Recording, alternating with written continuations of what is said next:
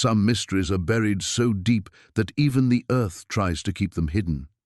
The call came at 3:47 a.m. on February 15th, cutting through the howling winds that had been battering the Blackwater Mountains for 3 straight days. Dr. Sarah Chen pressed the phone to her ear, straining to hear the West Virginia State Police detective over the storm. "We need you up here.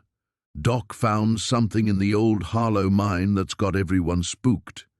Sarah had spent 28 years examining the dead, but nothing had prepared her for what lay beneath tons of collapsed timber and stone. 2 children, perfectly preserved, clutching each other in the darkness. Emma and Ethan Harlow, the twins who had walked into these same mountains in 1964 and simply vanished. Their disappearance had haunted 3 generations of families, spawned countless search parties, and left a wound in the community that never quite healed. But here they were, looking exactly as they had in their missing person photos, except for one impossible detail: their fingernails had continued growing, twisted now into long, yellowed spirals that spoke of decades passing in the dark. As Sarah knelt beside the small bodies, she noticed something that made her blood freeze. A charm bracelet on Emma's wrist, identical to one her own twin sister had been wearing the day she disappeared 30 years ago. Before we jump back in, tell us where you're tuning in from, and if this story touches you, make sure you're subscribed, because tomorrow I've saved something extra special for you. Sarah's hand trembled as she reached toward the bracelet, then stopped herself. Protocol first, no matter how her heart hammered against her ribs. She pulled back, forcing her eyes away from the silver chain that looked so achingly familiar, and began her preliminary examination. The preservation was impossible, not just unlikely, impossible. In her nearly 3 decades of forensic work, she'd seen bodies pulled from glaciers, bog mummies, victims of extreme cold. But this was different. The children's skin retained a pale pink flush, as though they'd simply fallen asleep moments ago. No ice crystals in their tissues, no cellular breakdown, no signs of decomposition despite the damp conditions that should have accelerated decay. "How long since you found them?" she asked Detective Mike Russo, who stood at the mouth of the excavated shaft, his breath forming ghost-white clouds in the frigid air. "Miners broke through around midnight, called it in immediately when they saw—" He gestured helplessly at the scene. "Well, when they saw kids." Sarah nodded, pulling her headlamp closer to examine the children's clothing. The red mittens mentioned in every missing person report from 1964 were pristine, the wool still bright and unfaded. Emma's blue coat showed no wear, no staining from 60 years underground. Even the apple slices in their hands, she leaned closer, showed only the lightest browning around the edges, as if they'd been bitten into hours ago, not decades. "The mine's been sealed since the collapse in 64, Russo continued. "Right after the kids went missing, actually. Company claimed it was unstable, too dangerous for search teams." Something cold crawled up Sarah's spine that had nothing to do with the February wind. "They sealed it immediately after the disappearance?" "Within a week. Said they couldn't risk more casualties."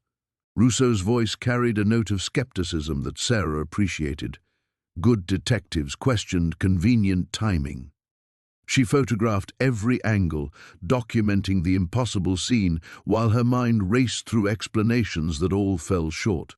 The positioning was peaceful. Emma and Ethan curled together, his arm protective around his sister's shoulders. No signs of trauma, no indication of struggle or fear.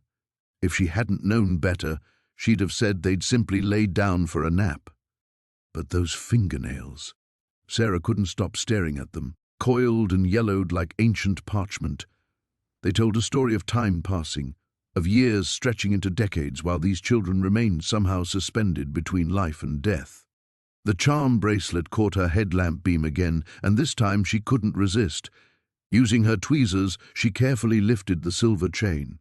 5 charms, a tiny apple, a crescent moon, a 4-leaf clover, a miniature book, and a heart-shaped locket, each one exactly like the bracelet her sister Lucy had worn on the day she'd vanished from their family's cabin in these same mountains.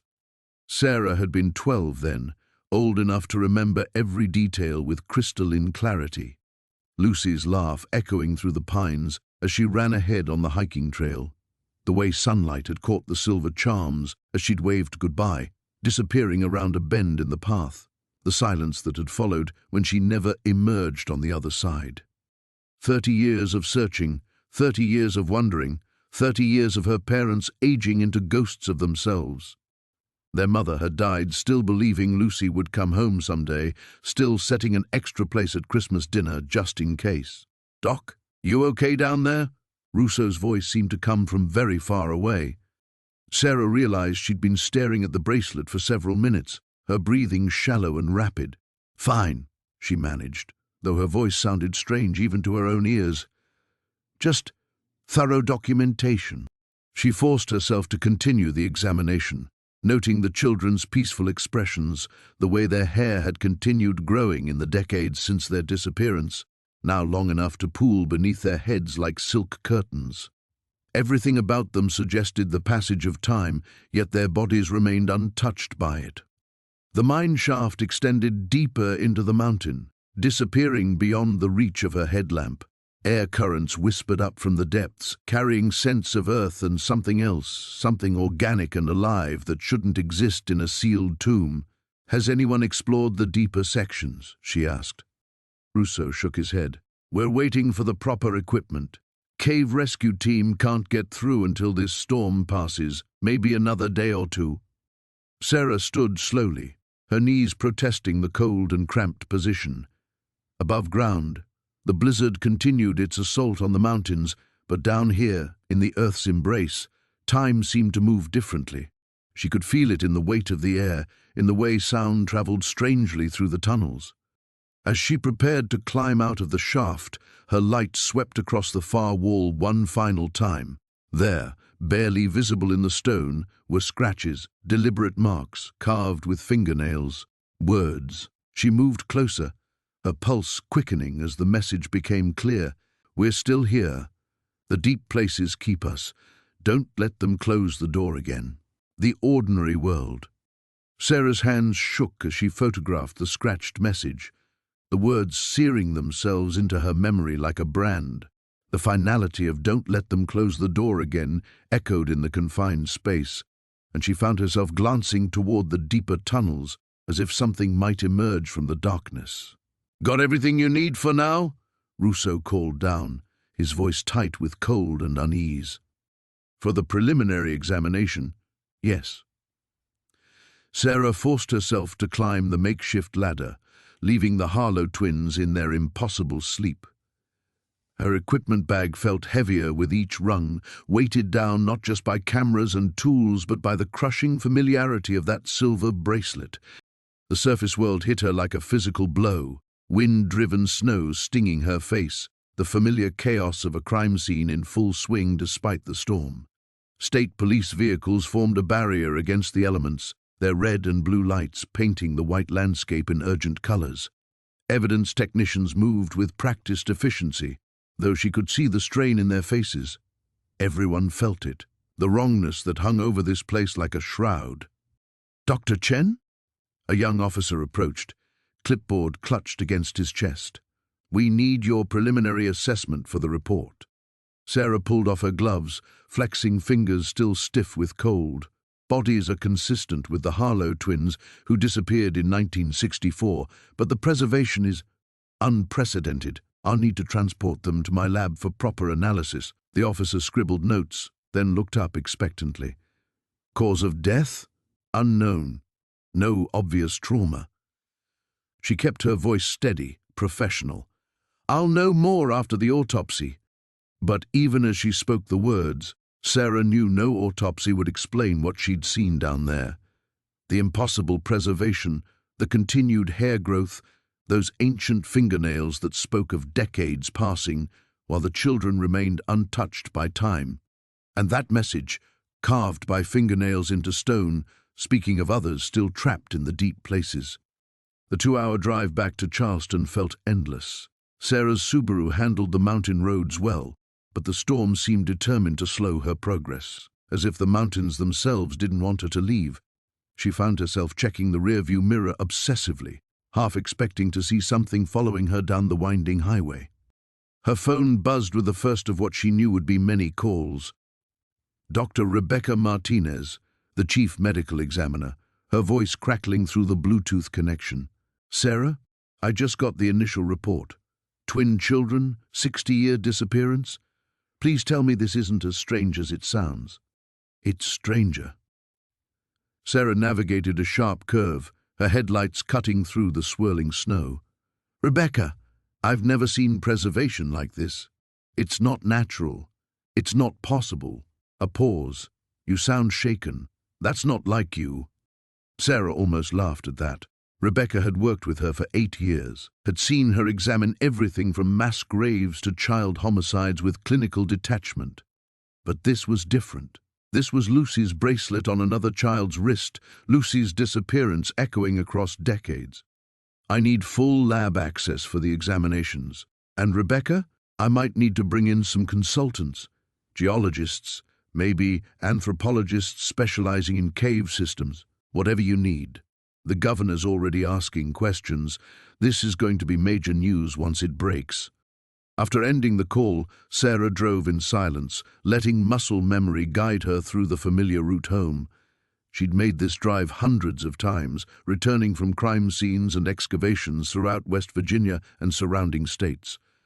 Her reputation had made her the go-to forensic anthropologist for unusual cases across the region, though nothing had prepared her for today. Her house in Charleston's historic district welcomed her with warm light spilling from the windows. David had left the porch light on, and she could see him moving around in the kitchen through the sheer curtains. 15 years of marriage, and he still waited up when she worked late cases. "Rough day?" He handed her a mug of coffee as she shed her winter gear in the mudroom, his eyes taking in her pallor, the way her hands still trembled slightly. "The roughest."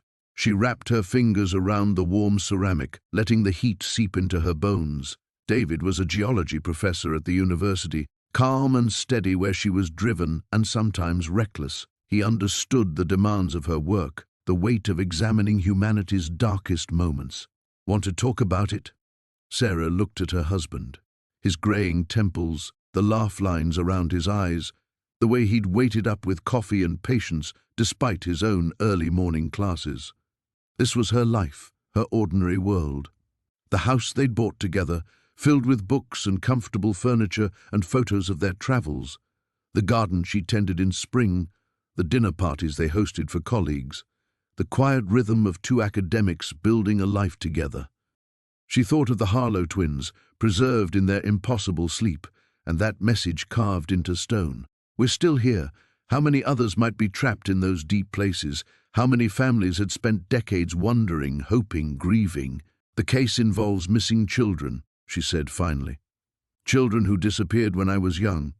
David's expression softened. He knew about Lucy, about the shadow her sister's disappearance had cast over Sarah's entire career. "Is that why you look like you've seen a ghost?" Sarah stared into her coffee, watching steam curl upward like morning mist in mountain hollows. "Something like that." The phone's shrill ring cut through the morning quiet like a blade, jolting Sarah from the first decent sleep she'd managed in hours. The bedside clock glowed 6:47 a.m., and David stirred beside her, mumbling something about early calls never bringing good news. Sarah fumbled for the phone, her mind still thick with dreams of silver bracelets and carved stone warnings. "Dr. Chen." "Sarah, thank God." Detective Russo's voice crackled with urgency and something else, fear. "We've got a situation up here. You need to get back to the mine site immediately." She sat up, instantly alert. "What kind of situation? Are the bodies?" "The bodies are fine, secured and ready for transport like you ordered. It's something else." A pause filled with wind and muffled voices. "We found another chamber." The coffee mug slipped from Sarah's fingers, shattering against the hardwood floor. David jolted fully awake as dark liquid spread across the boards, but she barely noticed. "What did you find?" "The cave rescue team arrived an hour ago when the storm cleared. They were doing a preliminary survey of the deeper tunnels when they broke through a wall that looked like recent construction, concrete blocks, modern materials." "Sarah, this isn't part of the original mine." Her heart hammered against her ribs. What's in the chamber? Static filled the line for a moment, then Russo's voice returned, strained and hollow. Evidence of habitation, recent habitation, sleeping areas, food storage, what looks like some kind of, I don't know how to describe it, makeshift living spaces for children. The world tilted sideways. Sarah gripped the phone so hard her knuckles went white. Are there any? No bodies. But Sarah, there are personal items. Toys, clothing, shoes, some of it decades old, but some... His voice dropped to barely above a whisper. Some of it looks new, and there are more messages carved into the walls, lots more. David was beside her now, his hand steady on her shoulder as she struggled to process what she was hearing. Other children, other families destroyed by these mountains' impossible hunger. I'm sending photos to your phone now, Russo continued, but you need to see this in person. The state police are talking about bringing in the FBI, maybe even the CDC. Whatever's happening here, it's bigger than 2 missing kids from 1964. Sarah's phone buzzed with incoming messages, and she opened the first photo with trembling fingers. The image showed a crude but organized living space carved from rock, with sleeping pallets arranged along the walls. Children's drawings were scratched into the stone, stick figures holding hands, simple houses with smoking chimneys, the word home spelled out in unsteady letters. The next photo made her breath catch. Personal belongings spread across a flat rock surface like archaeological artifacts. A teddy bear with one missing eye, its fur matted but not decayed. A pair of small sneakers that could have been bought yesterday. A collection of hair ribbons in various colors, some faded with age, others bright and new. And there, in the center of it all, a silver charm bracelet nearly identical to Emma Harlow's, nearly identical to Lucy's. But this one bore different charms, a tiny horse, a musical note, a star, and a heart-shaped locket that looked exactly like the one Lucy had treasured. Sarah? Russo's voice seemed to come from very far away. Are you there? She forced air into her lungs, forced words past the constriction in her throat. I'm here. Don't let anyone else into that chamber until I arrive. And detective, document everything but keep the details away from the media for now. Already on it. How soon can you get here? Sarah was already moving, pulling clothes from the dresser with mechanical precision. The ordinary world, her warm house, her patient husband, her carefully structured life, felt suddenly fragile, like a soap bubble ready to burst. The mountains were calling her back, demanding answers to questions she'd been asking for 30 years. 2 hours, she said, then ended the call. David watched her dress with growing concern. Sarah, what's happening? You look like... They found more. The words came out flat, emotionless. There's a whole network down there, David. Children have been living in those tunnels, maybe for decades. She pulled on her boots, her movements sharp and urgent. I think Lucy might have been one of them. The admission hung between them like a physical presence. For 30 years, Sarah had thrown herself into forensic work, examining other people's tragedies while her own remained an open wound. She'd built a career on finding answers for families whose children had vanished, but she'd never found answers for herself. Now the mountains were offering her a choice: stay in her safe, ordinary world, or descend once again into the deep places where time moved differently and children carved desperate messages into stone. Where her sister might still be waiting, somewhere in the darkness, hoping someone would finally hear her call for help. Sarah grabbed her equipment bag and headed for the door, leaving her coffee-stained sanctuary behind. The Subaru sat in the driveway like a faithful hound, exhaust visible in the bitter morning air as Sarah stared through the windshield at the road that would take her back to the mountains. Her hands gripped the steering wheel, but she couldn't bring herself to shift into drive. This is insane, she whispered to the empty car. The photos from Russo burned in her mind. That silver bracelet with its familiar charms, the children's drawings scratched into stone walls, the evidence of recent habitation in tunnels that should have been sealed for 60 years. Each image pulled at her like a fishhook, promising answers, she'd sought her entire adult life while threatening to destroy everything she'd built. Her phone buzzed with a text from David. "Call me when you get there. I love you." Sarah closed her eyes, remembering the look on his face as she'd rushed past him in the hallway. Fear. Not fear for her safety. He was used to that after 15 years of marriage to someone who spent her days examining humanity's darkest corners. This was fear of losing her to something deeper and more consuming than work. He'd seen this obsession before, in smaller doses. The way she pored over missing children cases long after her official involvement ended. The sleepless nights spent researching old disappearances in the Appalachians. The careful questions she asked local law enforcement whenever her work brought her to these mountains. Always searching, always hoping for some trace of Lucy. "She's been gone for 30 years, she said aloud, testing the words. "She's dead, Sarah. Accept it and move on." But the silver bracelet in those photos suggested otherwise. The message carved into the mine wall, "We're still here," the impossible preservation of the Harlow twins, their fingernails grown long with decades of life that shouldn't have been possible. What if Lucy was alive? What if she'd been trapped in those tunnels all this time, aging slowly in the strange timelessness that seemed to exist in the deep places?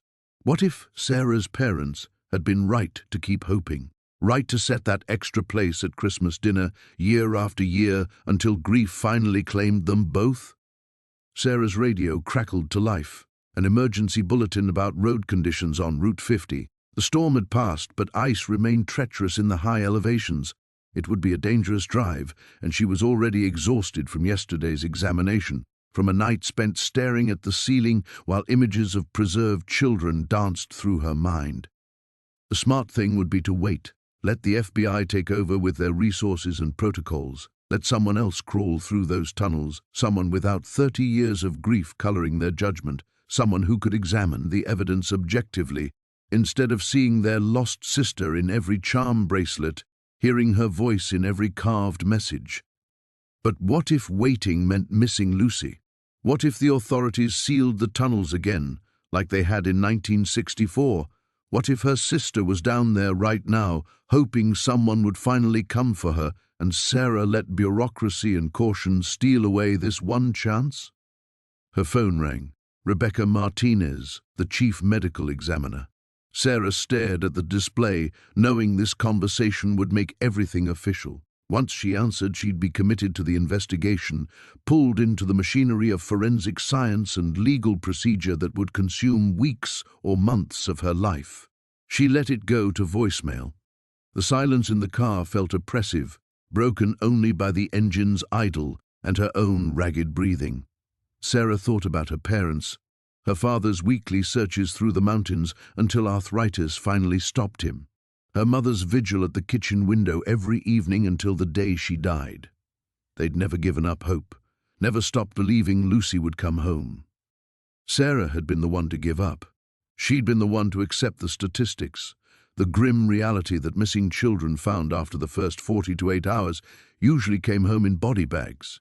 She'd built her career on that harsh truth, using it to help other families find closure even when she couldn't find it herself. Now the mountains were offering her a different truth, one that defied everything she knew about time and death and the limits of hope. The question was whether she had the courage to embrace it, knowing it might destroy her if she was wrong. Another text from David, "Whatever you decide, I'm here." Sarah looked at her house in the rearview mirror, the life she'd built from the ashes of childhood tragedy, the sanctuary where she'd learned to be happy despite the hole Lucy's absence had left in her world.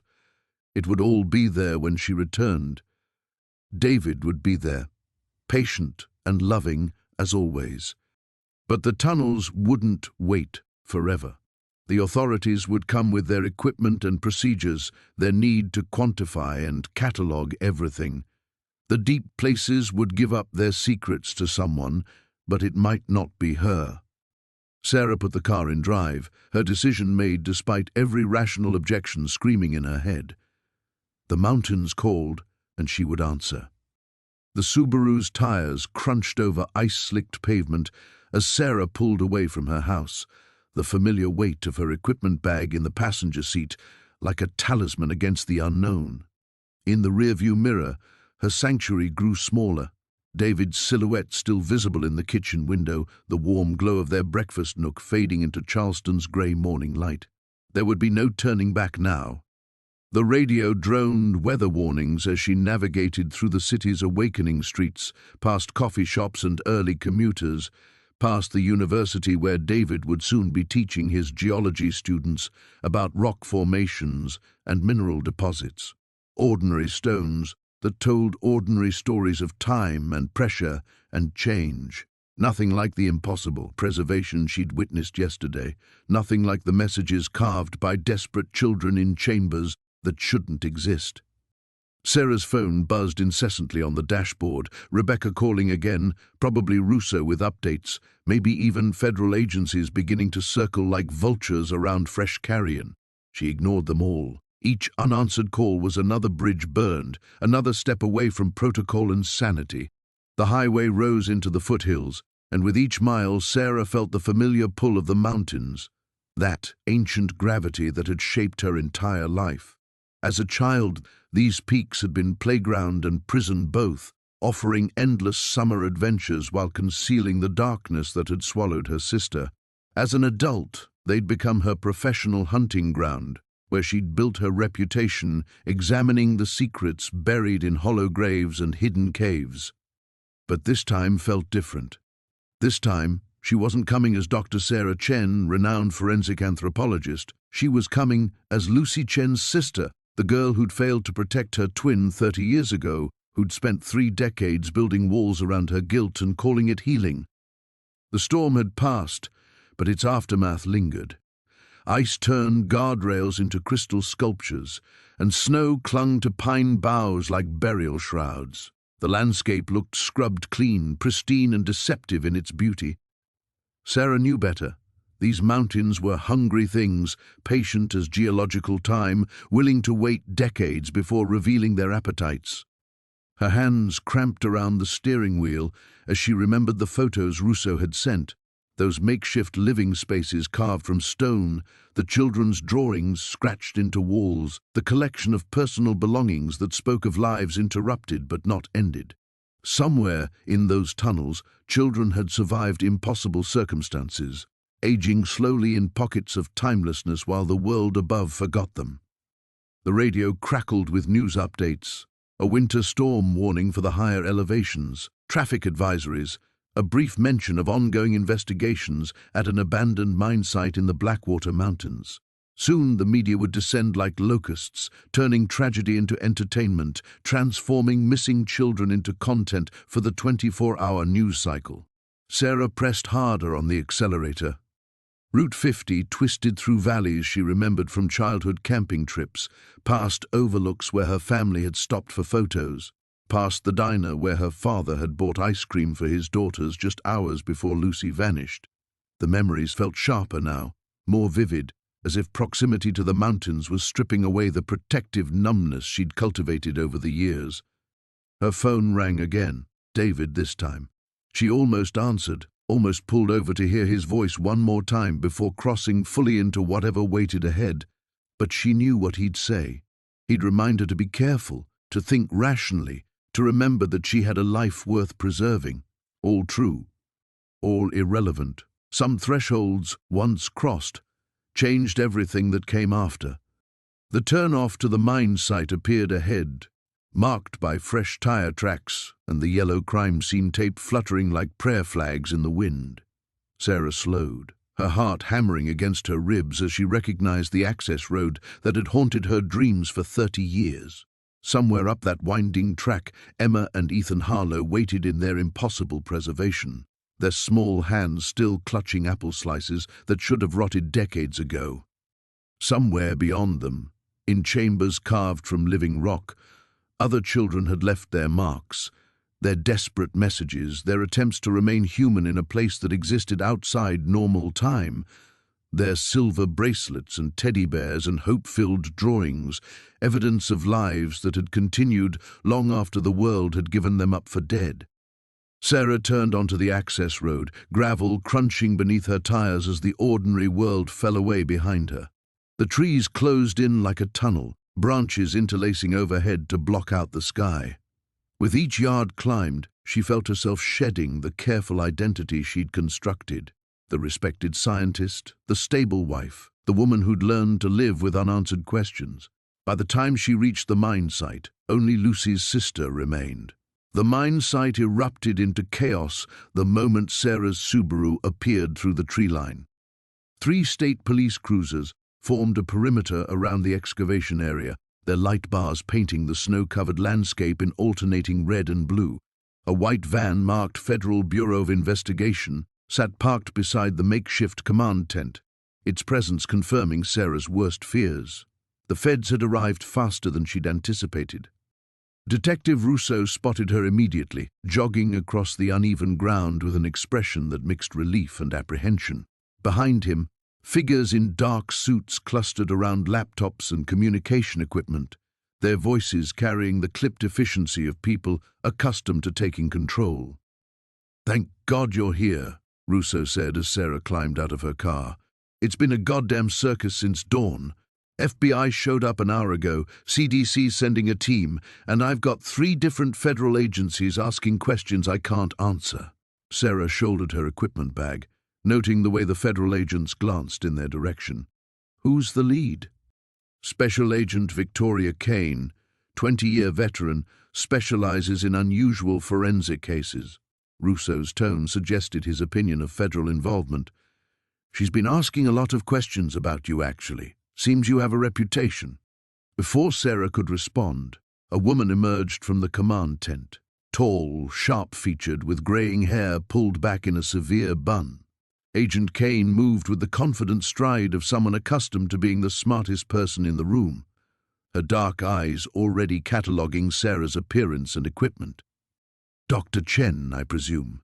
Kane's handshake was firm, professional. "I've read your papers on temporal preservation in extreme environments. Fascinating theoretical work." "Theoretical until yesterday," Sarah replied, studying the agent's expression for tells. "What's your assessment of the site?" Kane gestured toward the mine entrance, where additional personnel worked to install proper lighting and ventilation. "Unprecedented. In 30 years of investigating unusual disappearances, I've never seen anything like the preservation state of those children, or the evidence in the lower chambers." They walked toward the excavation area, where Sarah could see the Harlow twins' bodies had been moved to a climate-controlled examination tent. The sight of them, still impossibly preserved, still clutching their apple slices, sent a familiar chill through her chest. "The initial examination confirms your preliminary findings," Kane continued. "The children died recently, despite their 1960s clothing and unchanged appearance. But we've discovered additional complications." She led Sarah to a tablet displaying digital photographs of the newly discovered chamber. The images were clearer than Rousseau's hasty phone shots, revealing details that made Sarah's breath catch. The living spaces weren't merely crude shelters. They showed signs of organization, of a community that had existed for extended periods. "Notice the stratification in the personal belongings," Kane pointed to one image. "Items from different decades arranged in distinct groupings, as if new arrivals were segregated from long-term inhabitants." Sarah studied the photographs, her trained eye picking out details that would be invisible to most observers. The wear patterns on the stone around the sleeping areas suggest repeated use over many years. "And these carving techniques," she pointed to the wall messages, "they show progression from desperate scratching to more deliberate communication. These children adapted to their environment." "That's what concerns me." Kane's expression darkened. "We're not dealing with a simple abduction scenario. This suggests a systematic pattern spanning multiple decades. Children taken from across a wide geographic area, somehow preserved in these chambers, aging at a dramatically reduced rate." A cave rescue specialist approached, her equipment-laden form imposing in the confined space. "Dr. Chen? I'm Maria Santos, team leader for the Underground Survey. I understand you have extensive experience with complex cave systems?" Sarah nodded, though most of her underground work had been in much more conventional circumstances. "What have you mapped so far?" Santos unrolled a detailed schematic on a nearby table. The accessible tunnel network extends approximately 2 miles into the mountain, with 3 distinct levels connected by natural and artificial passages. But here's what's interesting. She pointed to several areas marked in red. These chambers show evidence of recent modification. Modern concrete blocking, steel reinforcement, climate control systems that appear functional despite the mine's supposed abandonment. "Someone's been maintaining the site," Sarah murmured, the implications settling like ice in her stomach. "More than maintaining it," Agent Kane interjected. "We found evidence of regular food deliveries, fresh water systems, even primitive medical supplies. Whatever's happening here has required ongoing support from the outside world." Sarah studied the tunnel map, noting how the passages seemed to follow natural rock formations while connecting chambers that appeared deliberately excavated. The children hadn't simply hidden in abandoned mine shafts. They'd been housed in a purpose-built facility designed to sustain life underground. "I need to see the newest chamber," she said finally. "The one with the recent personal belongings." Kane and Santos exchanged glances. "The CDC has concerns about contamination," Kane began. "Those children have been breathing whatever's down there for decades," Sarah cut her off. "If there was a biological hazard, we'd already know it. And if you want answers about the preservation phenomenon, I need to examine the site while the evidence is still intact." Agent Kane studied her with calculating eyes. "Your expertise is valuable, Dr. Chen, but I need to know, can you remain objective? Detective Russo mentioned you have personal connections to missing children cases in this region." The question hung between them like a challenge.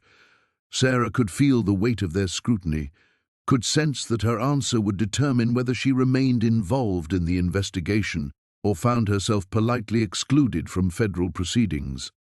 "My sister disappeared in these mountains 30 years ago," she said quietly. "If that compromises my objectivity, I'll leave now. But if you want someone who understands what these families have endured, someone who won't give up until we have answers, then let me do my job." Kane nodded slowly. "Suit up, Dr. Chen. We're going underground." Sarah's hands trembled as she pulled on the protective coveralls, the sterile fabric feeling alien against her skin. Around her, the staging area buzzed with controlled urgency.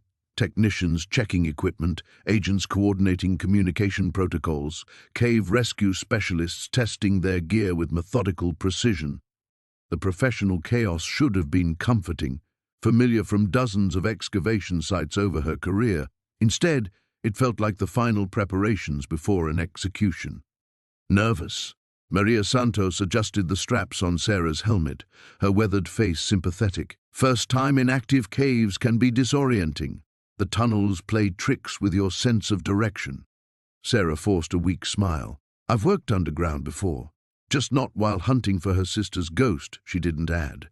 "Not while feeling 30 years of suppressed hope clawing its way up her throat like acid."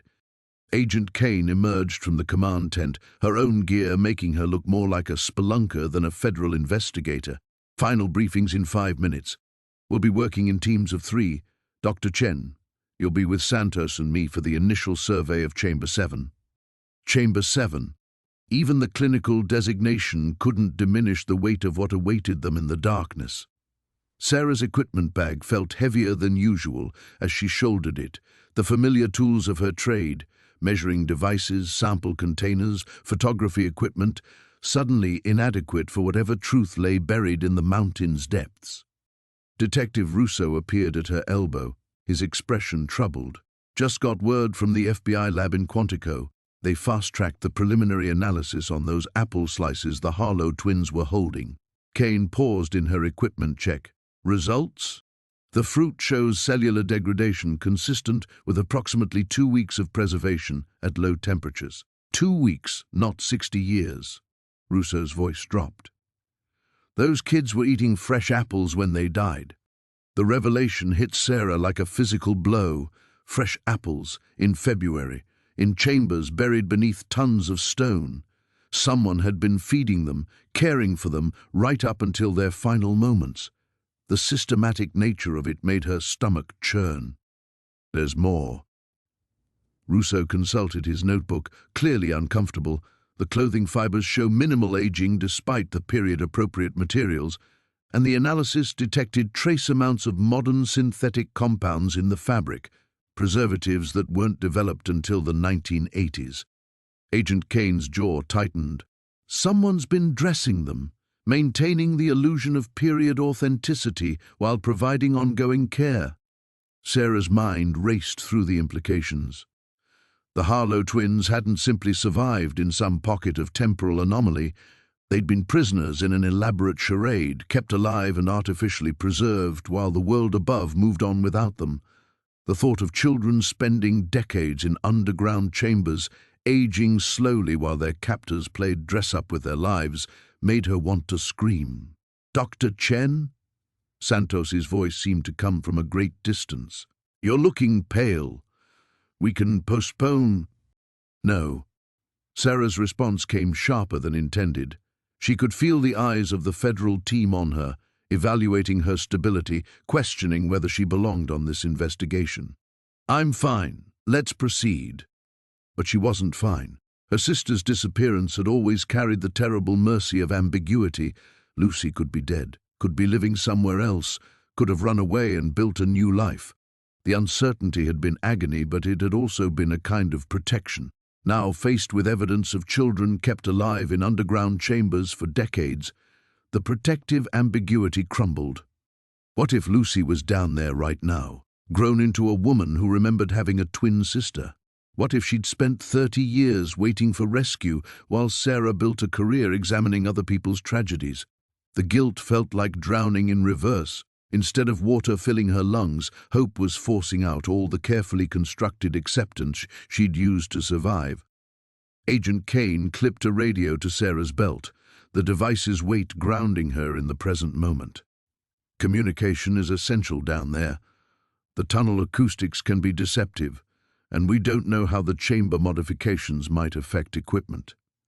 Stay within visual range of your team at all times." Sarah nodded, testing the radio's connection. The static-filled confirmation felt like a lifeline to the world above, to sanity and scientific method and all the rational explanations that were about to be stripped away by whatever waited in the darkness. The mine entrance yawned before them, now properly lit and ventilated, but still carrying the weight of decades-old secrets. Sarah could see the tracks left by cave rescue equipment, the methodical progression of investigators who'd already begun mapping the impossible. Soon she would follow those tracks deeper than any of them, into chambers where time moved differently and children's voices echoed across decades. Behind her, the winter morning continued its ordinary progress. Above her, David was probably teaching his geology class about normal stones that told comprehensible stories. Ahead lay only darkness, and the terrible promise of answers she wasn't sure she wanted to find. "Ready?" Agent Kane asked, though it sounded more like a warning than a question. Sarah took a final breath of mountain air, knowing it might be the last normal thing she experienced for a very long time. "Ready." The descent began with deceptive normalcy.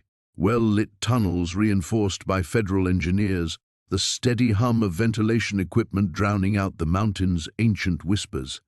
Sarah's headlamp beam danced across limestone walls, scarred by decades of excavation, following the methodical progress of investigators who'd preceded them into the darkness. Her breathing echoed inside the helmet, each exhale a reminder that she was crossing into territory where the rules she'd spent her career learning no longer applied. "First junction ahead," Santos's voice crackled through the radio. "This is where the original mine tunnels connect to the natural cave system." The transition was immediate and unsettling. Modern timber supports gave way to raw stone passages carved by water over millennia, their surfaces gleaming with moisture that reflected their lights in fractured patterns. The air grew colder, carrying scents of earth and something else, something organic and wrong that made Sarah's trained instincts recoil. Agent Kane paused at a junction where steel doors had been installed across what appeared to be natural cave openings. These weren't here in the original mine surveys. Someone's been busy. Sarah examined the construction with growing unease.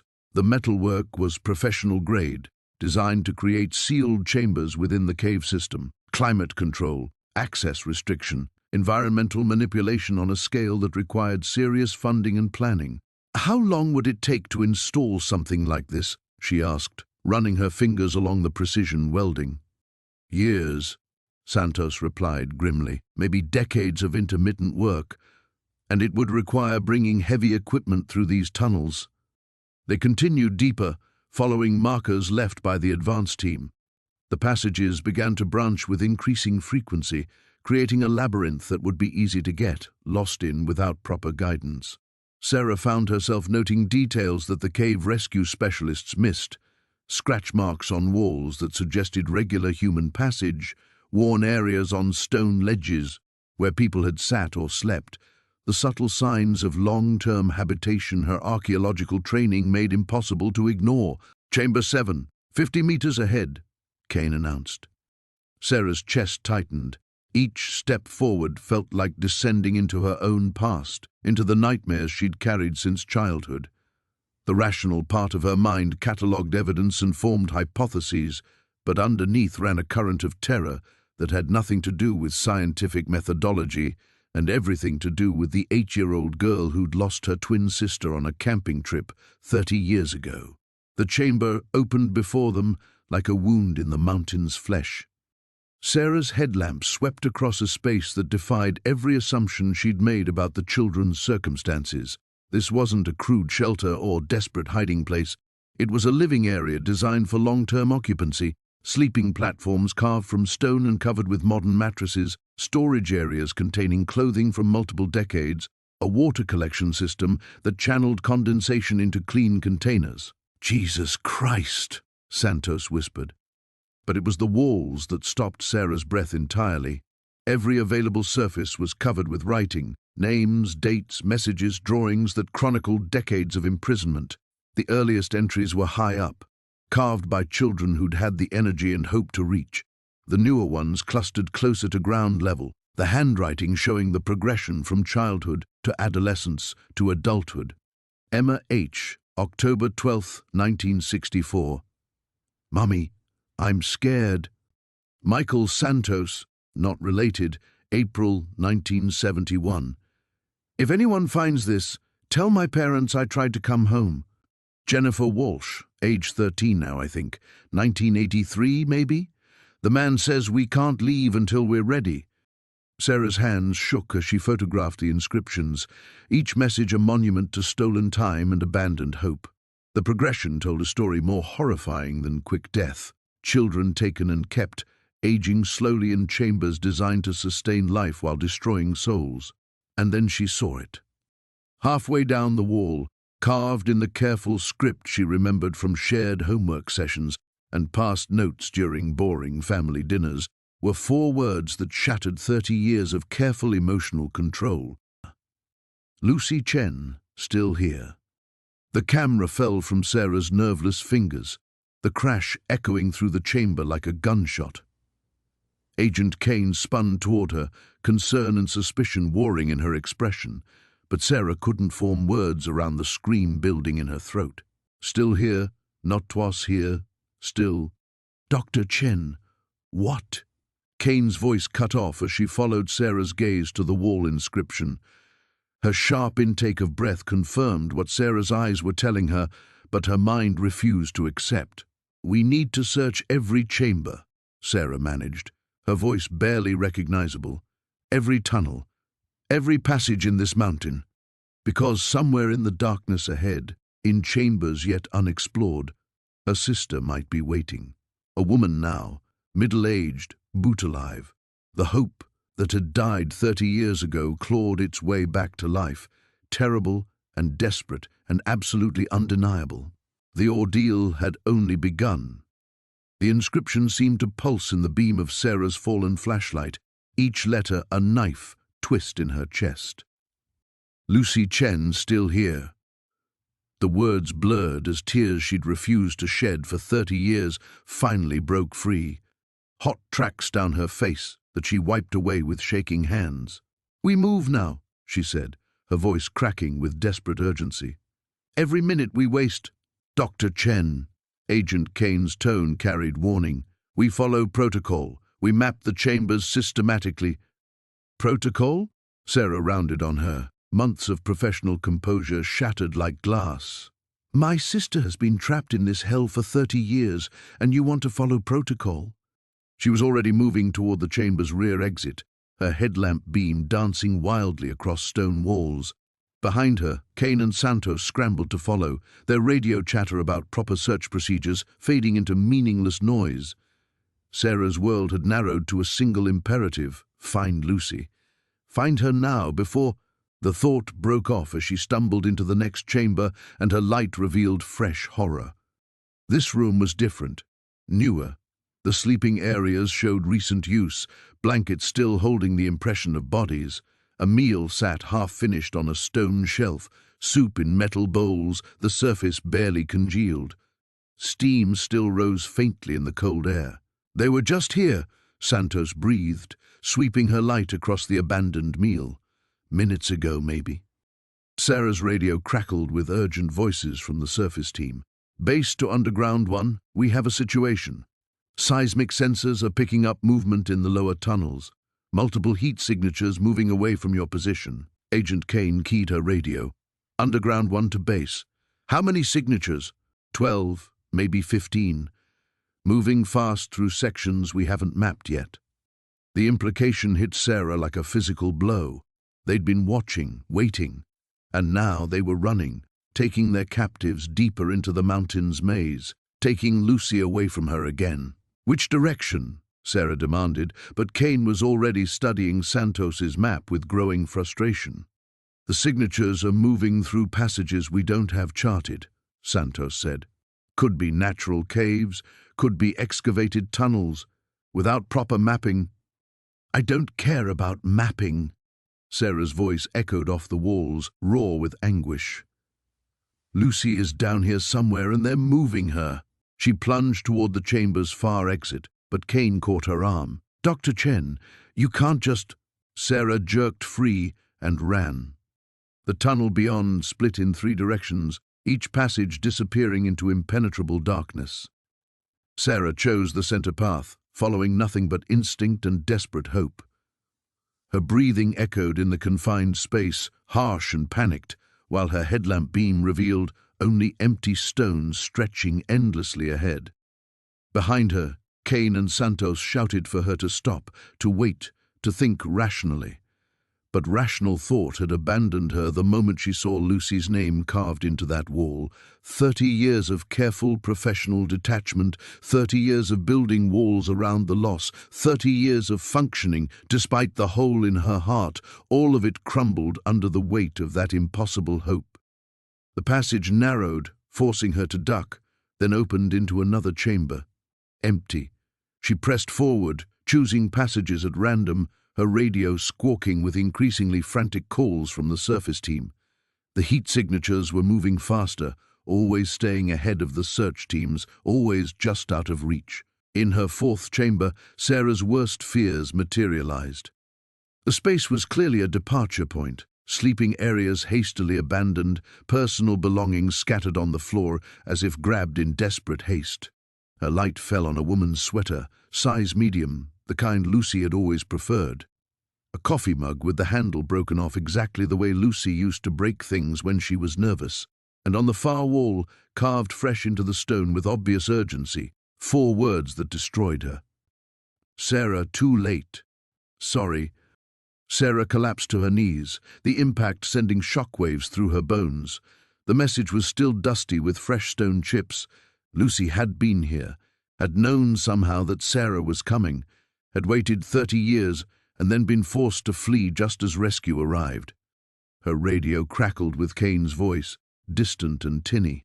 "Dr. Chen, respond immediately. We're reading dangerous KO2 levels in your sector." But Sarah couldn't respond, couldn't move. The weight of absolute failure pressed down on her like the mountain itself. She had found Lucy, found proof that her sister had survived, had waited, had hoped, and lost her again in the same breath. 30 years of guilt crashed over her in waves. Every birthday celebrated without Lucy, every Christmas morning with one empty chair, every achievement that felt hollow because Lucy wasn't there to share it. And now, when hope had finally been reborn, she had failed again. The darkness pressed closer, and Sarah Chen finally understood that some failures echo across decades, that some moments of loss can repeat themselves with surgical precision, and that hope itself could be the cruelest torture of all. The carved message seemed to mock her from the stone wall. Sarah, too late, sorry. Fresh rock dust still glittered in her headlamp beam like powdered glass, each particle evidence of Lucy's desperation to communicate across the void of their separation. Sarah traced the letters with trembling fingers, feeling the rough edges where her sister had gouged the words with frantic urgency. But as she knelt there, in the abandoned chamber, something fundamental shifted in her perception. The broken coffee mug, the familiar sweater, the precise way the message was carved, it all felt wrong somehow. Too convenient, too perfectly designed to break her heart.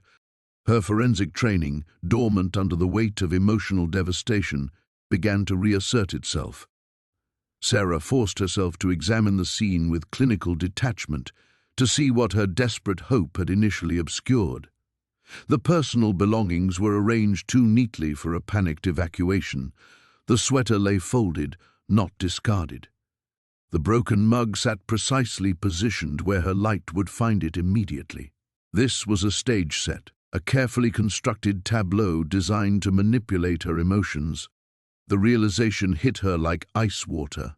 Someone had been watching their descent into the mountain, had known exactly how Sarah would react to finding evidence of Lucy's presence, had known she would abandon protocol and chase frantically through these tunnels, following breadcrumbs of hope that led nowhere.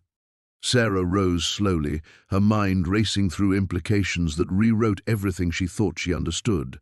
The Harlow twins' perfect preservation, the fresh apples, the decades of infrastructure development in these caves, the heat signatures fleeing just ahead of the search teams. None of it was about hiding from discovery. It was about control.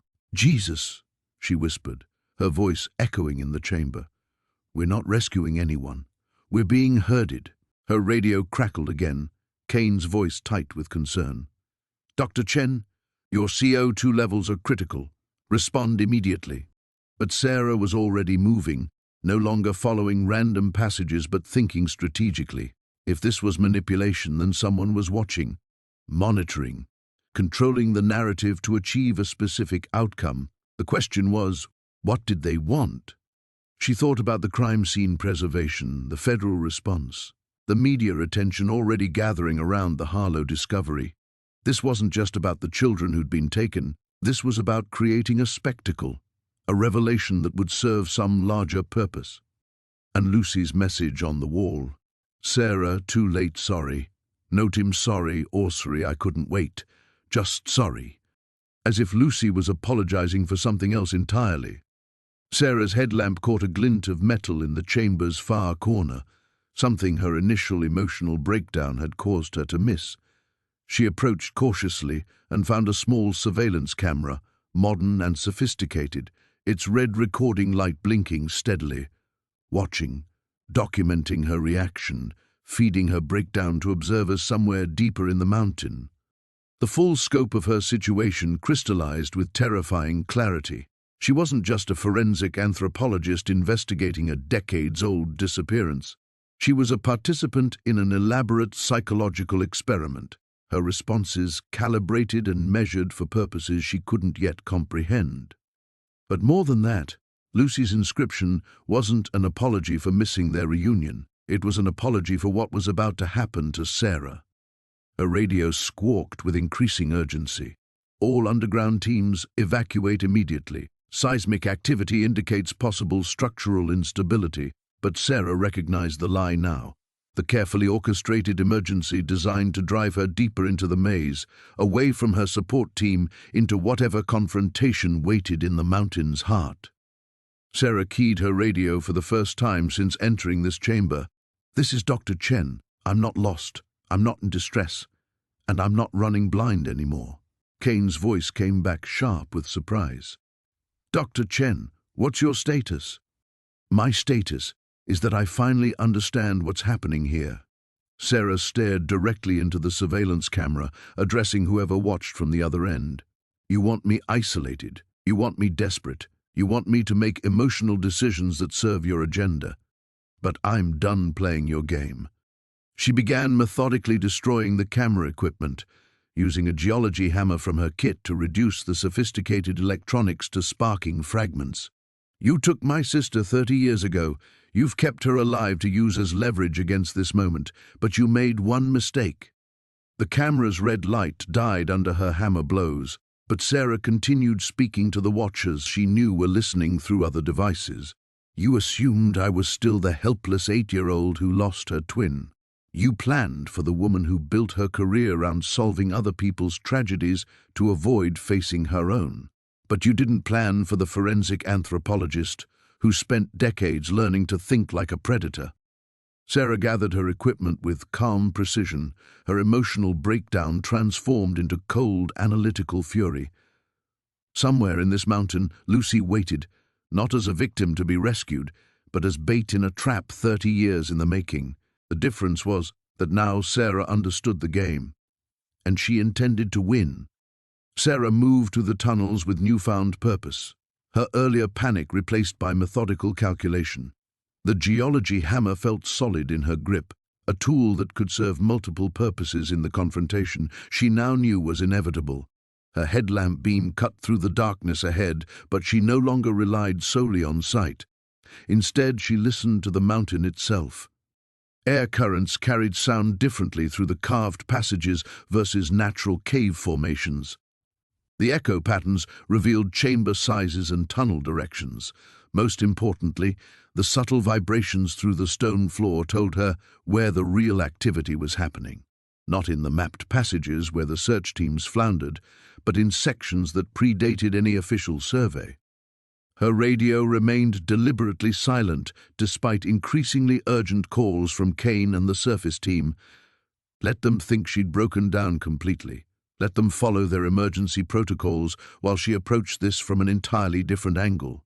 30 years as a forensic anthropologist had taught her that the most important evidence was always hidden in plain sight, overlooked because it contradicted assumptions. The Harlow twins were the distraction, not the mystery. Fresh apple slices after 60 years of preservation didn't happen by accident. They were a message, a demonstration of capabilities that defied natural law. Someone wanted the world to know that time moved differently in these mountains, that death itself could be suspended or manipulated. But why reveal this now? What had changed to make exposure preferable to secrecy? Sarah paused at a junction where 5 passages converged, studying the wear patterns on the stone floors. Traffic flowed primarily between 2 specific tunnels, one leading deeper into the mountain, the other angling upward toward sections that would connect with the original mine workings. The upward passage showed recent heavy use, boots and equipment dragged across stone in organized retreat. They weren't fleeing randomly. They were relocating according to a predetermined plan. She chose the downward passage, moving against the flow of evacuation. If Lucy was truly here, if the inscription hadn't been complete manipulation, then she would be wherever the operation's core lay hidden. The most valuable assets would be moved last, used as insurance against exactly this kind of systematic penetration. The passage opened into a chamber that took Sarah's breath away for entirely different reasons than emotional manipulation. This space was vast, carved from living rock with precision that spoke of years of patient excavation. Work lights strung along the walls revealed a facility that belonged in a research installation, not a mountain cave. Laboratory equipment lined stone shelves, spectrometers, centrifuges, computer terminals displaying data streams she couldn't immediately interpret. Specimen containers filled refrigeration units, their contents obscured by frost but clearly biological in nature. And everywhere, documentation. binders filled with observations, measurements, photographs spanning decades of meticulous research. Sarah approached the nearest workstation and found herself staring at photographs of the Harlow twins, not crime scene images, but clinical documentation showing their physical development over time. Emma, at age 12, her face bearing the careful blankness of institutional control. Ethan, at 15, his eyes holding intelligence, but also the hollow compliance of long conditioning. They hadn't died in 1964, they had been subjects. Her hands shook as she flipped through files containing similar documentation for dozens of other children. Metabolic rates, cellular regeneration studies, psychological adaptation profiles, and underlying it all, data about something called temporal displacement, the systematic study of how human biology responded to what the reports clinically termed chronological manipulation. A sound behind her made Sarah spin around, geology hammer raised defensively. But the figure emerging from the chamber's shadows wasn't a captor or guard. It was Lucy. 30 years had changed her sister's face, adding lines around eyes that held too much knowledge and a wariness that spoke of unimaginable experience. But the fundamental features were unmistakably familiar. The slight upturn of her nose, the way she held her left shoulder higher than her right, the unconscious gesture of tucking hair behind her ear when nervous. "Hello, Sarah." Lucy's voice carried the inflection Sarah remembered, but underneath lay something harder, more purposeful. "You figured it out faster than they predicted." Lucy. The name came out as a whisper, 30 years of grief condensed into 2 syllables. "Jesus Christ, what did they do to you?" "They taught me to survive, to adapt, to become something more useful than a victim." Lucy stepped fully into the light, revealing clothes that were practical rather than institutional, bearing that spoke of authority rather than captivity. But more importantly, they taught me to wait for the right moment to end this. Sarah's mind reeled as the final pieces of understanding clicked into place. The careful timing of the Harlow discovery, the media attention, the federal response bringing forensic specialists to this exact location. Lucy's inscription hadn't been an apology for missing rescue, it had been an apology for what she was about to ask Sarah to do. "You're not a prisoner," Sarah said, the words bitter in her mouth. "You're part of this. I'm the end of this." Lucy moved to another workstation and began rapidly downloading files to portable drives. 30 years of evidence, documentation of every child taken, every experiment conducted, every law broken. But it needed someone from the outside to authenticate it. Someone whose credibility couldn't be questioned. She turned back to Sarah with eyes that held both love and terrible resolve. Someone who would never stop looking for the truth, even if that truth destroyed everything she thought she knew. The portable drives clicked into place with mechanical precision, each sound echoing like a gunshot in the chamber's artificial silence. Sarah watched her sister's practiced movements, recognizing the efficiency of someone who had rehearsed this moment countless times. But the Lucy she remembered had been impulsive, chaotic, the twin who broke rules while Sarah followed them. This methodical stranger felt like another manipulation, another carefully constructed illusion. "How long have you been planning this?" Sarah's voice sounded foreign to her own ears, professional detachment warring with 30 years of accumulated grief. "Since they brought me here." Lucy's fingers flew across keyboards, extracting decades of documentation with surgical precision. 8 years old, Sarah. Do you remember what I was like at 8? I couldn't plan past my next meal, but they taught me patience. They taught me to think in decades instead of moments. The laboratory equipment hummed around them, maintaining whatever ungodly research had flourished in this buried facility. Sarah moved closer to the specimen containers, her forensic training compelling her to catalogue the evidence even as her heart shattered. Tissue samples labelled with dates spanning 40 years, blood work tracking cellular anomalies in subjects identified only by numbers, and photographs. God, so many photographs of children who should have grown up to have families of their own. "The Harlow twins," Sarah said, understanding crystallizing like ice in her veins. "You positioned them where we'd find them. You knew exactly which mine shaft would collapse, exactly when the storm would hit to create the perfect discovery scenario. The preservation process breaks down after 60 years. Lucy's voice carried no emotion, as if discussing crop rotation rather than the systematic murder of children. Emma and Ethan were approaching critical degradation. Better to use them as the catalyst than lose the evidence entirely.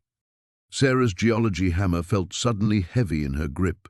The sister she'd mourned, the loss that had defined her entire adult life, had orchestrated the deaths of 2 children to serve some larger agenda.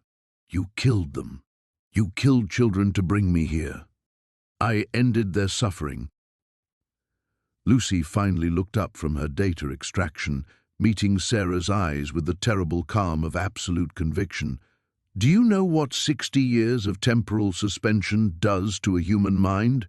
They were conscious, Sarah, aware, trapped in bodies that aged 1 day for every year that passed, watching other children arrive and undergo the same procedures, unable to die, unable to truly live. The chamber seemed to tilt around Sarah's perception. 60 years of consciousness, of watching other victims cycle through the program while remaining frozen in their own nightmare. The Harlow twins' perfectly preserved bodies weren't a mystery to be solved. They were a mercy killing disguised as evidence. There are others, she said, the words barely audible. The heat signatures the teams were tracking. 17 children currently in various stages of the preservation process. The youngest has been here 8 years. The oldest, Lucy's voice finally cracked. The oldest arrived 3 months after I did. Sarah forced herself to process the implications. A 40-year program of systematic abduction and experimentation hidden beneath Appalachian mountains that already concealed countless secrets. Children stolen from families across multiple states, subjected to procedures that violated every principle of medical ethics, transformed into living specimens for research that pushed the boundaries of human biology. What's the point? The question emerged as a growl, Sarah's professional composure finally fragmenting under the weight of revelation. What possible justification? Temporal displacement applications for military personnel. Lucy ejected the final drive, pocketing the accumulated evidence of decades of atrocities. Imagine soldiers who could survive injuries that would kill normal humans. Imagine extending useful lifespans by factors of 10 or 20. Imagine reconnaissance teams who could be preserved in hostile territory for years without aging or requiring supplies. The research files suddenly made horrifying sense.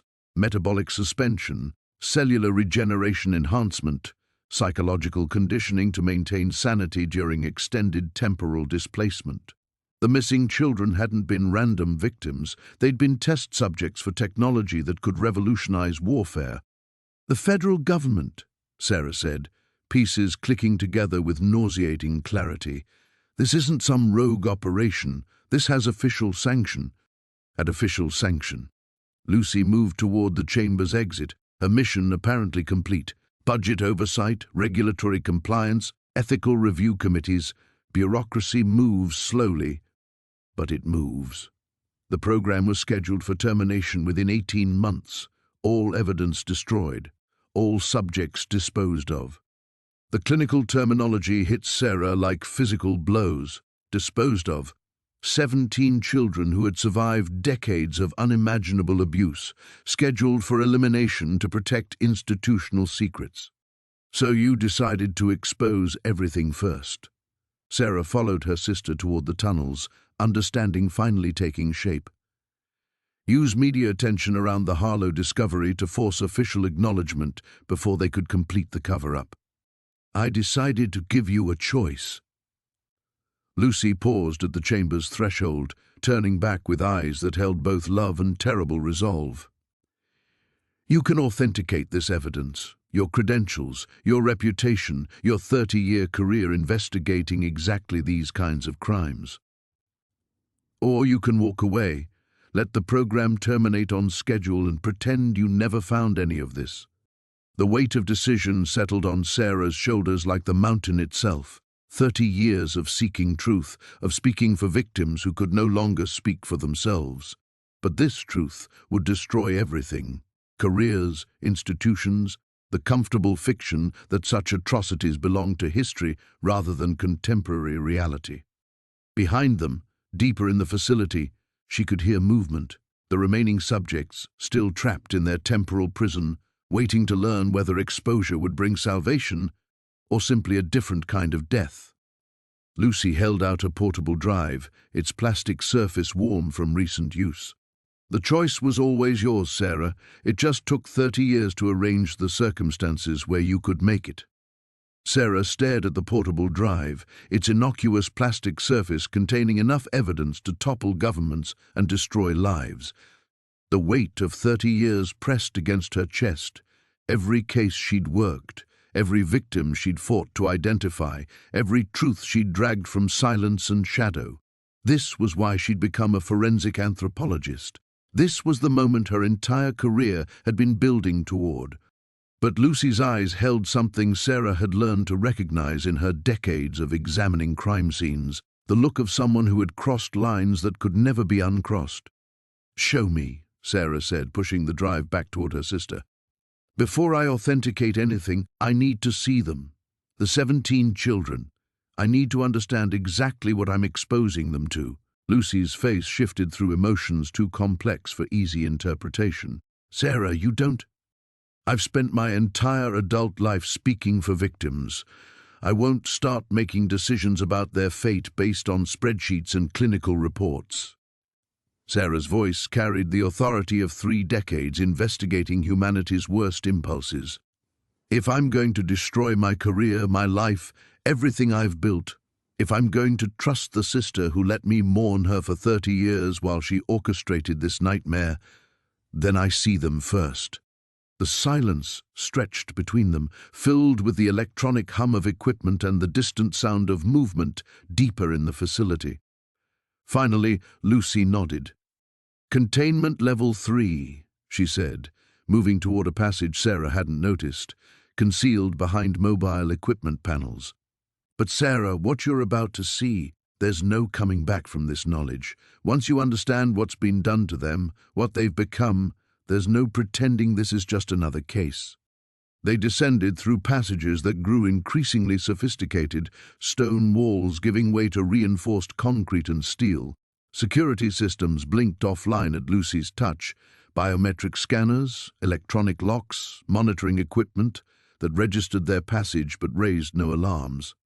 Her sister moved through the facility's security like she'd helped design it, which, Sarah realized with growing horror, she probably had. The corridor opened into an observation deck overlooking a chamber that defied every assumption about underground spaces.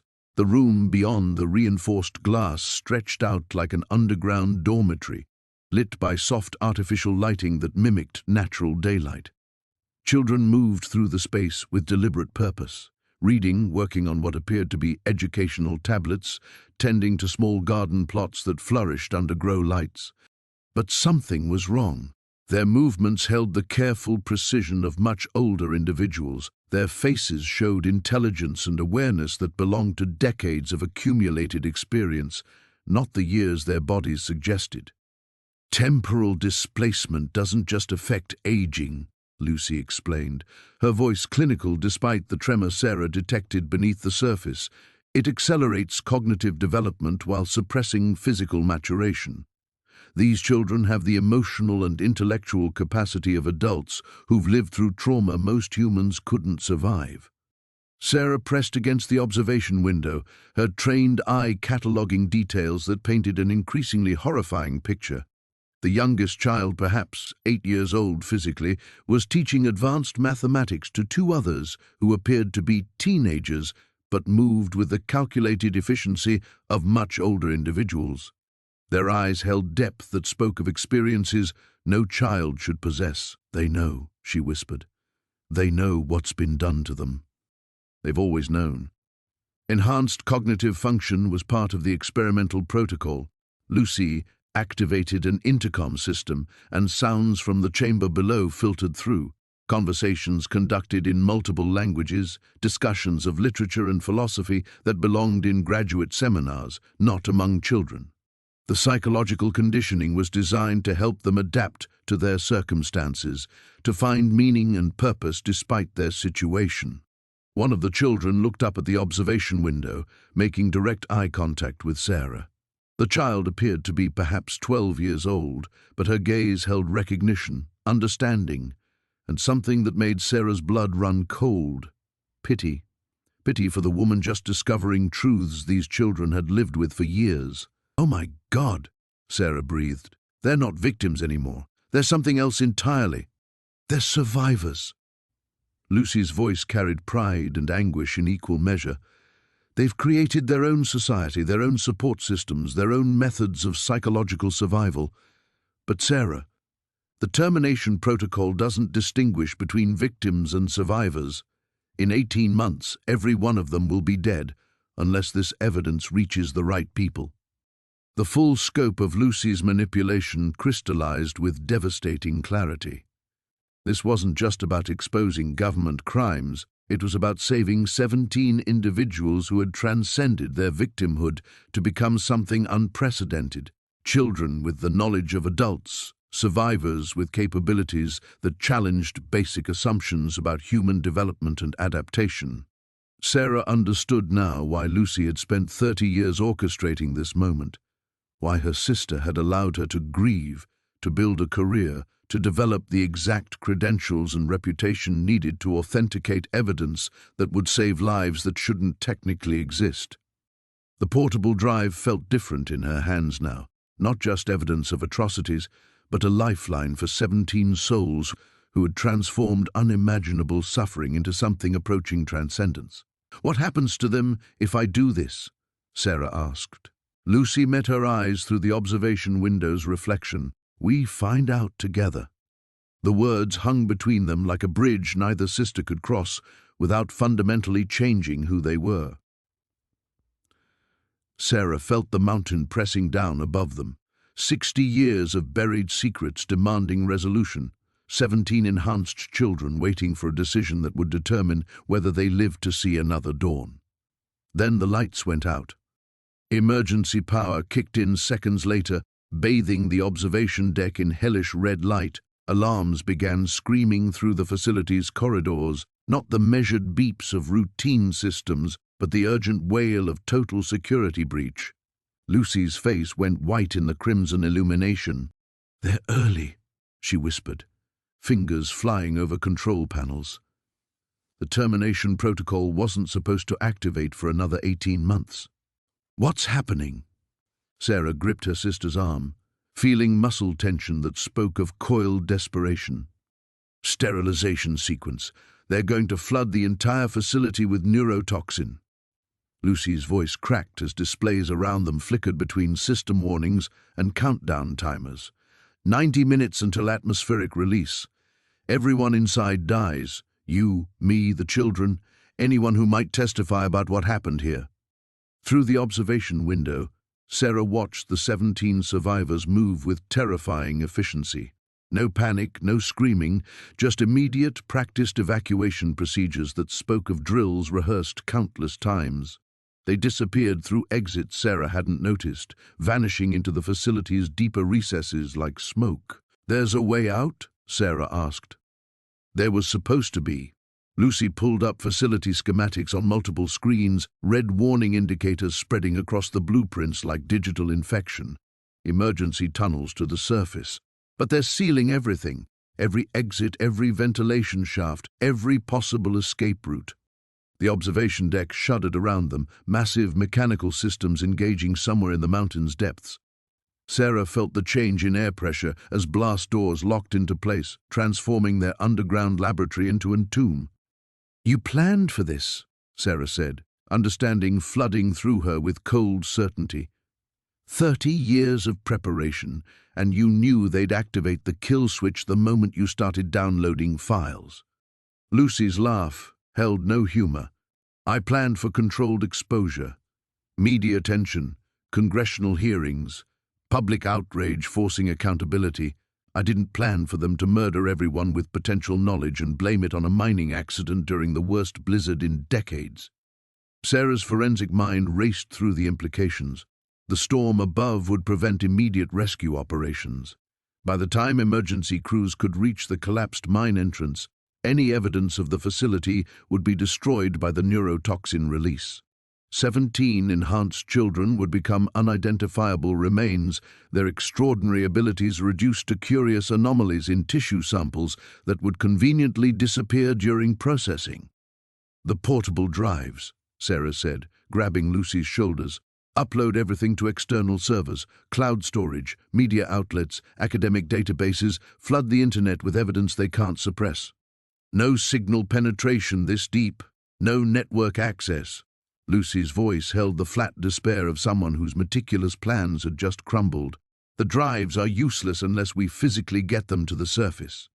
Another shudder shook the facility, and Sarah heard something that made her blood freeze. Children's voices echoing from the chamber below. Not panicked, but organized, calling to each other in what sounded like tactical communication. The 17 survivors weren't hiding, they were mobilizing. "What are they doing?" Lucy smiled for the first time since their reunion, but the expression held more resignation than hope. "What I taught them to do, fighting back." The observation window exploded inward in a shower of reinforced glass.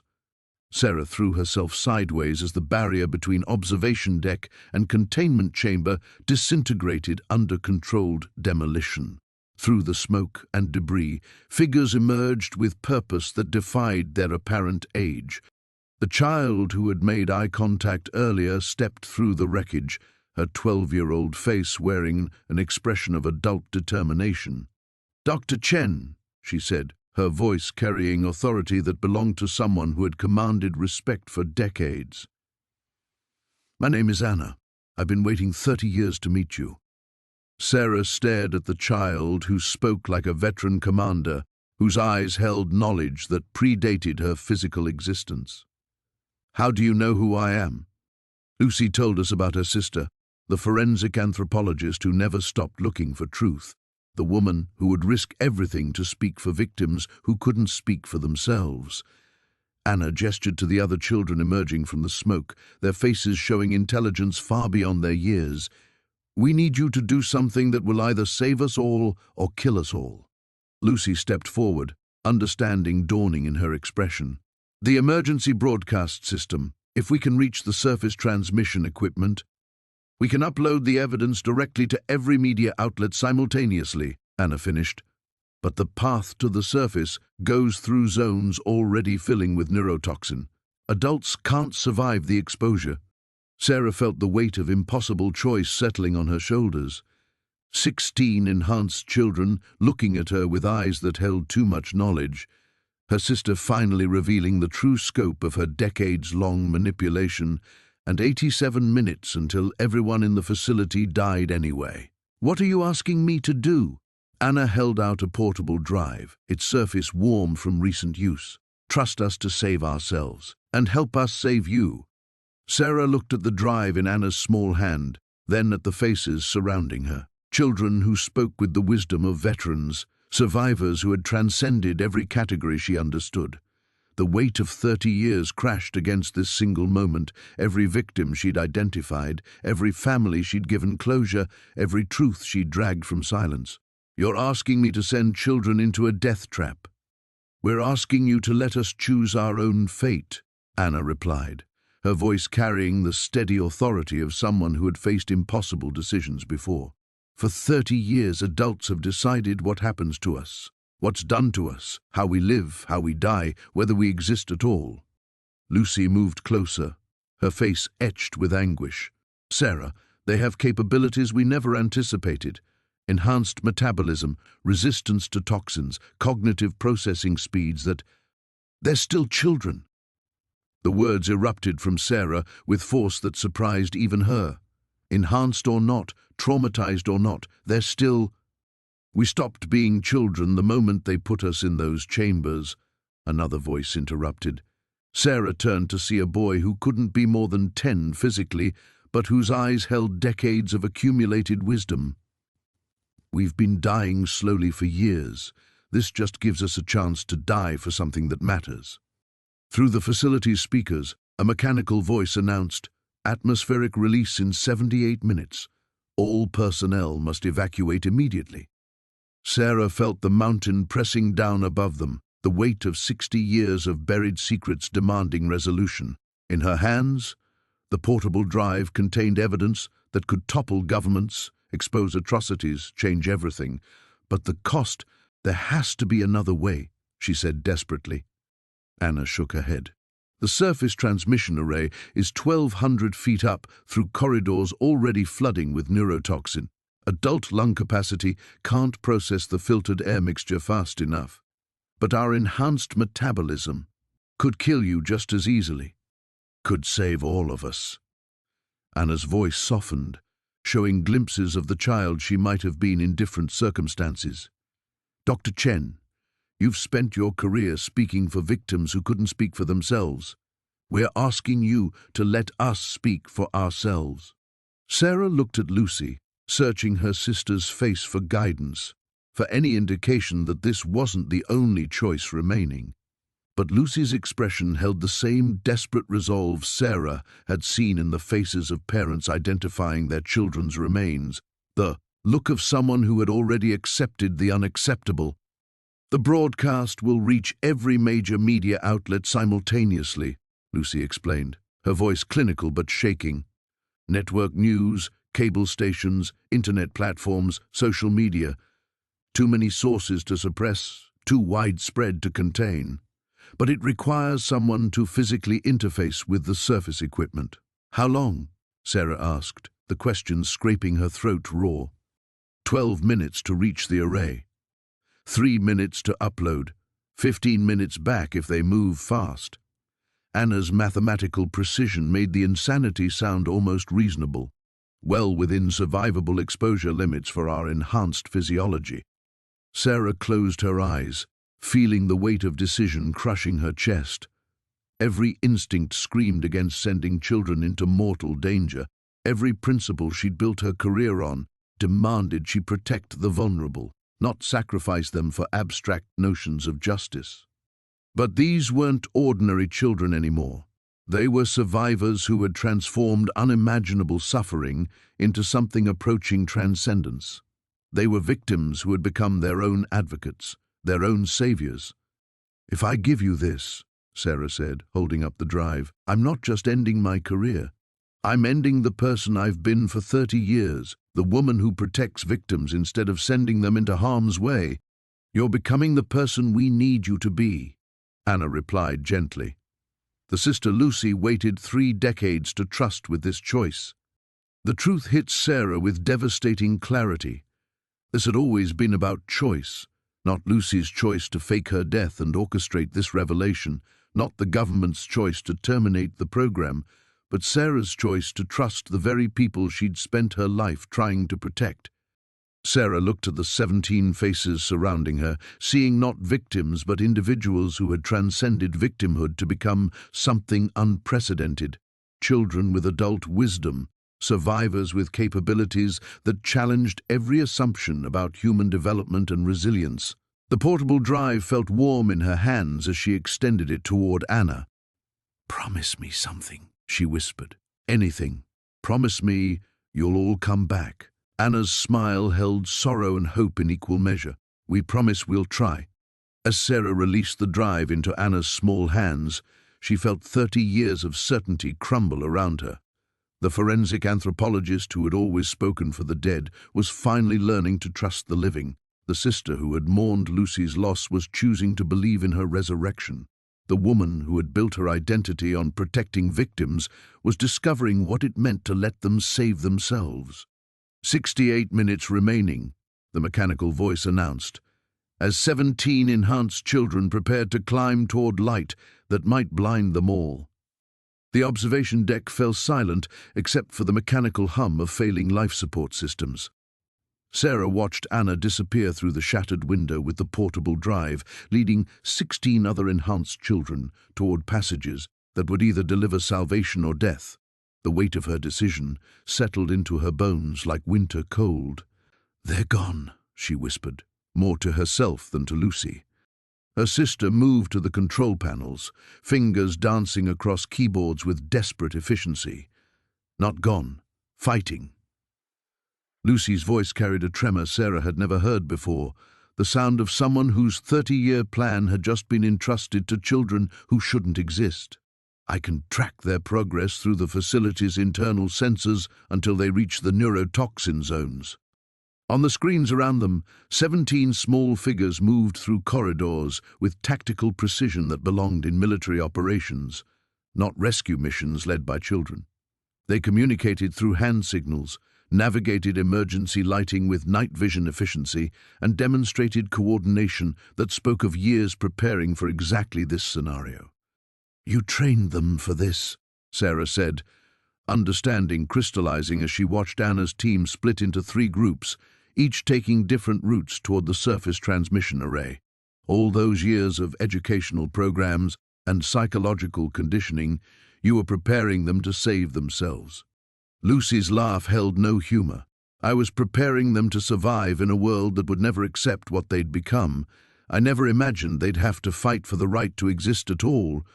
The facility shuddered again, and Sarah felt the change in air pressure as the neurotoxin release system cycled through its deadly preparations. 57 minutes until atmospheric saturation, 57 minutes to discover whether her choice had saved 17 extraordinary lives or condemned them to death in corridors already filling with invisible poison. "I can't breathe," Sarah said, her chest constricting with something beyond the facility's deteriorating atmosphere. "I just sent children to die. You just gave them the first real choice they've had in years." Lucy abandoned the control panels and moved to Sarah's side, placing a hand on her shoulder that felt like anchoring weight. For 30 years, every decision about their lives has been made by adults who saw them as either test subjects or security risks. "You're the first person who asked what they wanted." Through the speakers, Anna's voice crackled with static interference. Surface access achieved. Beginning upload sequence. The transmission cut out immediately, leaving only the mechanical countdown and the sound of Sarah's own labored breathing. Sarah pressed her palms against the observation window's frame, staring down into the empty chamber below where 17 children had lived lives that defied every assumption about human development. Their personal belongings remained scattered throughout the space, books, artwork, small gardens that would die without tending. Evidence of humanity that had flourished despite impossible circumstances. "What happens to us?" Sarah asked, voicing the question that had been building since the moment Anna disappeared into toxic corridors. "Even if they succeed, even if the evidence reaches the surface, we're still trapped down here." Lucy smiled, and for the first time in 30 years, Sarah saw genuine peace in her sister's expression. "Then we wait. And we trust that 17 extraordinary children are about to change the world." The facility's lights flickered again, emergency power struggling against systems designed for total facility sterilization. Sarah felt the mountain's weight above them. 60 years of buried secrets finally clawing toward daylight through upload streams and broadcast signals that might reach the surface world. "Upload complete," Anna's voice crackled through dying speakers. Evidence transmitted to 47 media outlets simultaneously. "Beginning return descent." Sarah's knees nearly buckled with relief, but Lucy caught her arm with steady hands. "They're not safe yet. The return journey." "Atmospheric release in 31 minutes, the mechanical voice interrupted, its emotionless precision cutting through hope like surgical steel. Sarah closed her eyes and felt 30 years of carefully constructed identity reshaping around this single moment. The forensic anthropologist, who had built her career on speaking for victims who couldn't speak for themselves, had just learned what it meant to listen when they found their own voices. The sister who had grieved Lucy's disappearance was discovering that some resurrections required faith in impossibilities. Through the observation deck's shattered window, she could hear distant sounds echoing from the facility's upper levels, footsteps that might belong to 17 enhanced children racing death through corridors designed to kill them. The woman who had spent decades identifying remains was choosing to believe in survival against odds that defied calculation. "They're coming back," Sarah said, the words feeling like prayer and promise combined. "I can feel them coming back." Lucy squeezed her shoulder. "Then we wait for them together." Above them, the mountain held its secrets close, while 17 children carried truth toward light that might blind them all. The sounds reached them first, footsteps echoing through corridors that should have been filling with death. Sarah pressed her face against the observation window's broken frame, searching the shadows below for movement that would mean impossible survival. 23 minutes remaining, the mechanical voice announced with relentless precision. Then Anna emerged from the smoke-filled passages, her small figure moving with exhausted determination. Behind her came the others, 16 children who had climbed through toxic air and returned to tell the story. Sarah counted each face as they dropped through the shattered window, her forensic training automatically cataloguing injuries, minor respiratory distress, some chemical burns on exposed skin, but alive. Impossibly, miraculously alive. "It's done," Anna said, her voice hoarse but steady. "Every major network, 47 outlets simultaneously. They can't suppress this." Sarah dropped to her knees in front of the 12-year-old who spoke with the authority of someone who had just changed history. "Are you hurt? Any of you? We're enhanced, remember?" Anna's smile held exhaustion, but also something Sarah had rarely seen in the facility: hope. "Our metabolisms processed the toxins faster than they could accumulate. Lucy designed us well." Lucy moved among the children with practiced efficiency, checking vitals and assessing exposure levels. The upload worked. Within hours, congressional hearings will be demanded, investigations launched. Too much evidence across too many platforms to contain. Sarah stood slowly, feeling the weight of transformation settling into her bones. The woman who had descended into these mountains 3 days ago, the controlled forensic anthropologist who catalogued remains and provided closure for the living, no longer existed. In her place stood someone who had learned to trust victims to save themselves. "What happens now?" she asked. Through the facility's failing speakers, a new voice crackled to life. Not the mechanical countdown, but human speech distorted by static. "Emergency rescue teams en route. Surface evacuation in progress. All personnel maintain current positions." Anna looked up at Sarah with eyes that held too much knowledge for her apparent age. "Now we find out what the world does when it can't pretend we don't exist." The facility shuddered one final time, then fell still. The mechanical voice that had been counting down their deaths went silent, replaced by the distant sound of drilling equipment and voices calling through rock and ice. 18 minutes, Lucy said, checking her watch. They cut the neurotoxin release with 18 minutes to spare. Sarah felt tears she hadn't allowed herself in 30 years sliding down her cheeks. The evidence reached them that quickly? Emergency broadcasters probably picked it up within minutes of upload, Anna explained, settling onto a piece of debris with the casual exhaustion of someone who had just completed an impossible mission. Hard to ignore video documentation of government programs that officially never existed. Around them, 17 children, who had transcended every assumption about human development, waited with patient dignity for rescue that would change their lives forever. They would face congressional hearings, medical examinations, psychological evaluations, and a world that had no framework for understanding what they had become. But they would face it as individuals who had chosen their own fate. Lucy sat beside Sarah on the observation deck's damaged floor, and for the first time in 30 years, they waited for something together. The sister Sarah had mourned was alive, transformed but recognizably herself. The victims Sarah had spent her career protecting had become their own advocates. "I don't know who I am anymore," Sarah said quietly, watching Anna organize the other children with gentle authority. "Everything I built my identity around, protecting victims, speaking for the voiceless, maintaining professional distance. You're the person who trusted us to save ourselves," Anna interrupted, her voice soft but clear. You're the scientist who chose faith over protocol. You're the sister who learned that some resurrections require believing in impossibilities. The sound of rescue equipment grew louder above them, voices calling through tons of rock and ice that would soon be cleared away. Sarah thought about the surface world they would all return to: congressional hearings, media attention, a nation forced to confront the cost of secrets buried too deep and too long. She would testify. Her career in traditional forensic anthropology was over, but something new was beginning. These 17 children would need advocates who understood both their extraordinary capabilities and their fundamental humanity. They would need someone who had learned the difference between protecting victims and empowering survivors.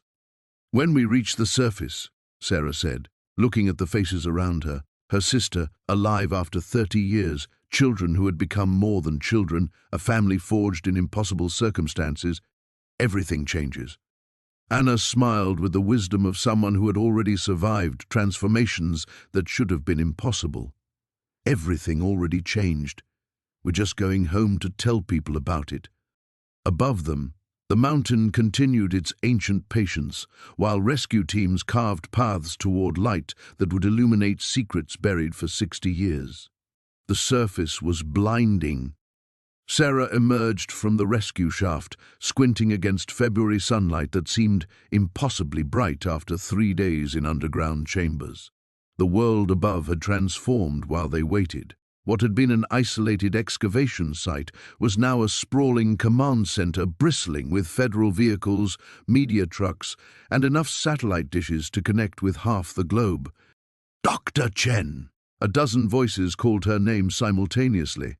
Reporters pressed forward against hastily erected barriers while congressional staffers huddled around tablets displaying the evidence Anna had transmitted. The story was already global.